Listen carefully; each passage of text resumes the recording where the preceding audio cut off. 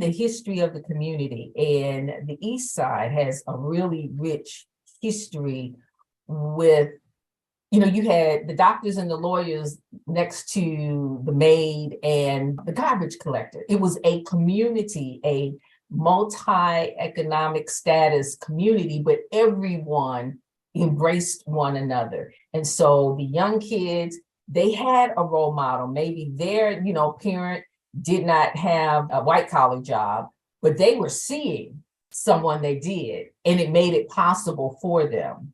After the riots and the white flight, all of the money left following the people in the suburbs, resulting in a blighted community, and a community where they really didn't think. Or you listen to the kids, and it's all that they see is all that they know, and they don't know really that there is any hope beyond what they see and what they have experienced. And it has created a sense of hopelessness. And then when you look at the condition of the neighborhood, like I said, it's highly blighted. And that's where the vision, it's a seed right now, but it is a vision to really take. We have, houses that could be rehabbed. I mean, they're abandoned. I mean, boarded up and abandoned. To rehab those houses, to tear down some and create nice green space, play space. But really, we need to begin with the church's property, because the church property is looking kind of blighted like everybody else's. And so coming in to take care of our own first, and God has blessed. We have been able, in the midst of COVID, to renovate our lower level, take care of those issues that we had coming in, but to also go and renovate the lower level. And now we're in the process of renovating our sanctuary.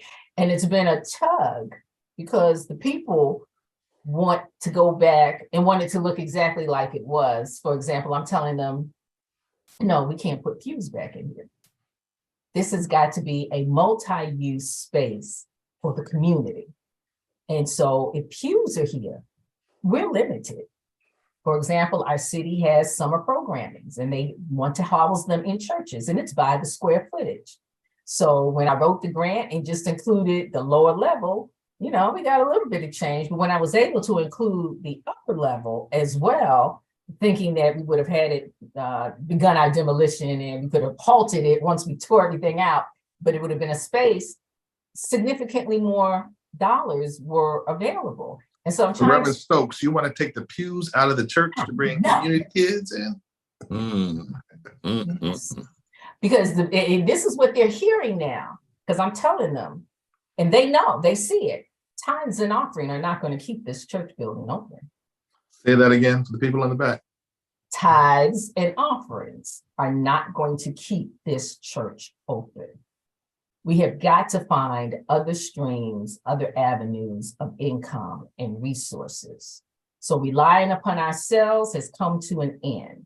We need to be able to now reach out and attract others to come in and give resources and utilize the space. Because again, it wasn't just for us. God didn't bless us with this property just for us.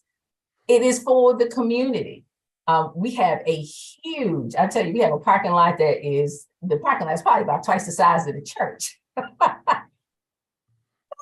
so there is sits empty, Monday through Friday, Monday through Sunday. I mean, because we don't even use it on Sunday. We're not filling it up. What would it look like if we could turn that into a playscape for the community kids? So I'm driving down the street leaving, and, they got a basketball, one of those portable basketball hoops sitting in the middle of the street. No, they should be able to go to a gated lot, a parking area, or not a parking area, but a gated space, and be able to play and exercise. Again, I mentioned the parsonage that's been sitting there unused. That needs to be a community space. We have lots. Those lots need to be turned in, and we're trying, on a smaller level. We need to amp it up a little bit with a community garden where folks can come in and learn how to plant, and then also be able to feed themselves.